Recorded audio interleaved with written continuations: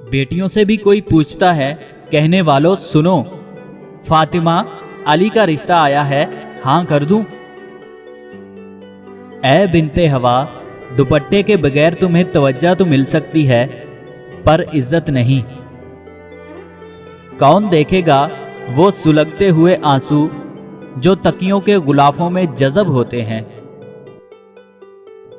बहुत ज़्यादा बोलने वाले जब अचानक से चुप की चादर ओढ़ लें तो पनाह मांगना उस रोग से जिसने बोलने वालों को दीवार बना दिया हो।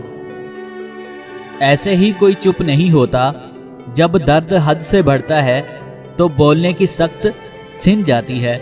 मुंह में जबान होने के बावजूद बेजबान हो जाता है इंसान।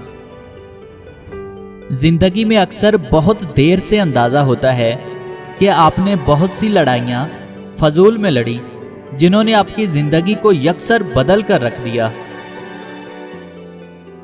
बदनसीबी तो यह है कि किबला रुख मालूम होने के बावजूद नमाज की तौफीक ना हो।